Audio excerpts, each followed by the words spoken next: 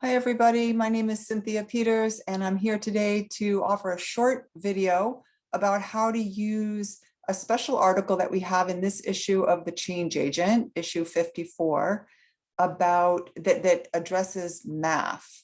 So we have this article in the magazine written by Darlie Cornell talking about how unions supported workers during the worst of the pandemic. And one of the things she mentions in the first column of the article is that New York City lost 1.25 million jobs. And we feel as readers ourselves that whenever we read large numbers like that, we often just can kind of glide right over the large number and not really think too critically about what that actually means. And we wanted to offer change agent readers a chance to think about it mathematically and critically. And so Sarah Lonberg-Liu, who is a math teacher in Massachusetts, and she also provides professional development around teaching math to adult learners, wrote this article, How Much is a Million and a Billion? And she starts out by just noticing that as readers, we do sometimes, our eyes glaze over when we look at large numbers, and we even sometimes just mush them all together and we say, oh, millions of dollars were spent, or maybe billions or trillions, and as if they're kind of the same kind of number, and they're really not. And so she helps us look at that, including offering this graphic that shows the scale of different quantities of dollars. And then this box here on the right talks about using seconds to think about millions, billions, and trillions. And so she offers this possibility to think of how long would it take to count to a million if it took 1 second to count each number.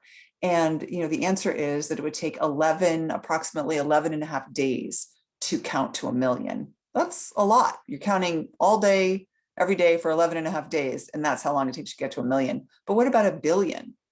Well, it's kind of astronomically bigger. It takes 31.7 years to count to a billion.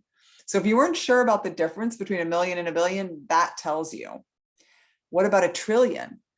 Well, you'd have to take 31.7 years and multiply it by 1,000 to find out how long it would take you to count to a trillion.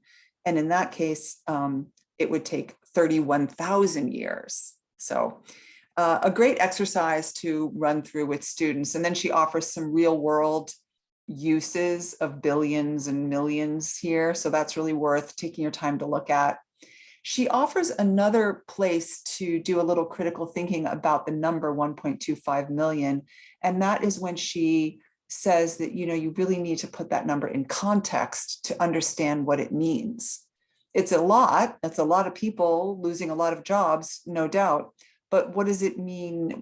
What's the relationship between that number and the total number of people in New York City, the total number of working people, not just people, but people working age, and to introduce that element to be able to think fully about what that number means. So it's a great accompaniment to the article by Darlie Cornell. And there's not just that, there's another piece that she did to help explore this concept. And the way you get to it is you go to our issues tab and you scroll down to issue 54. And you notice that there's this thing we have for almost every issue, something called Read Issue Extras. And in this case, we have an extra by Sarah Lonberg-Liu, which is about exploring 1.25 million again. And we put it on our website, not in the PDF of the magazine, because it's very visual and it includes a lot of graphics, specifically images of pasta. So she wants to take a real life thing in your house, so a household item that you could count, and then you could multiply that out and start to think about, how many boxes of pasta would you need to get to a million, and what does this look like? So this is something that your students can scroll through and really get a sense of the scale of the jobs lost, and then she reprises that with rice. So a couple of options and ways of thinking about math as a critical thinking opportunity when you're reading change agent articles. Thank you all so much.